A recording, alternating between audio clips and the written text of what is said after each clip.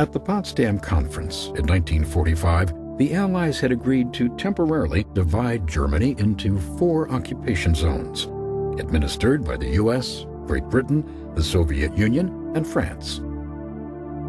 The German capital of Berlin, which lay deep within the Soviet zone, was partitioned in the same way.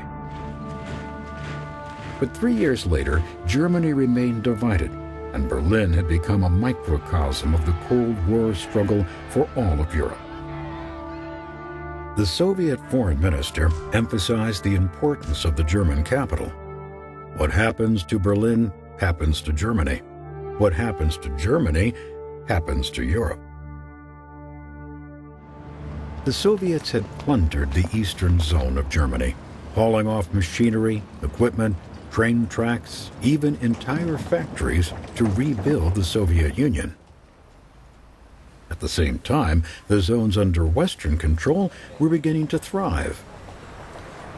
To aid in the recovery, a new currency was introduced, the Deutschmark. Stalin condemned the move as American economic imperialism and retaliated. On June 24, 1948, he ordered all land access into the city of West Berlin to be sealed off, beginning the Berlin blockade. Roads and railways were shut down. Shipments of goods languished at border crossings. Power to the city was turned off. Stalin was determined to force the Western Allies out of West Berlin and starve its people into submission. The German capital symbolized American commitment to Europe, but was saving West Berlin worth the risk of war with the Soviets? There would be no debate. President Truman declared, "We are going to stay, period."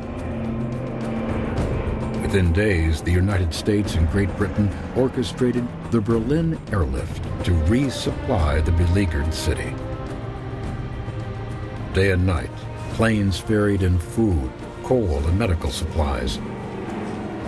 On average, a flight landed in West Berlin every 3 minutes. More than 2 million tons of cargo were delivered to Berlin during the 15-month operation. Each mission brought the threat of Soviet military intervention, but it never came, and the flights continued unchallenged. Finally, in May 1949, the Soviets relented and lifted the blockade.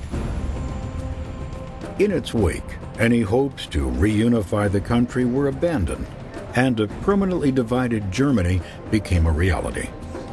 Democratic West Germany and Communist East Germany. The blockade underscored the need for a united defense against Soviet aggression. In 1949, the United States and Canada joined with 10 European nations to form a military alliance, the North Atlantic Treaty Organization, or NATO. A rebuilt, rearmed West Germany would join the alliance in 1955. In response, the Soviet Union and its satellites formed a competing alliance, the Warsaw Pact. Through 1948, the success of the Truman Doctrine, the Marshall Plan, and the Berlin Airlift had frustrated Soviet plans to dominate Europe.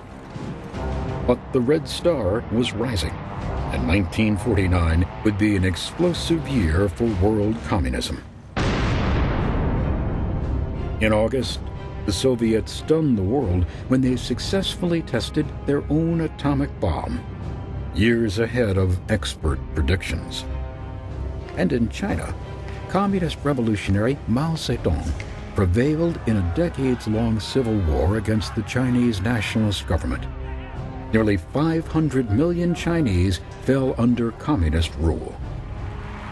For decades to come, Mao would be the linchpin of revolution in Asia, supporting fledgling governments in Cambodia, Laos, Vietnam, Malaya, and in Korea, where the Cold War superpowers drew perilously close to World War III.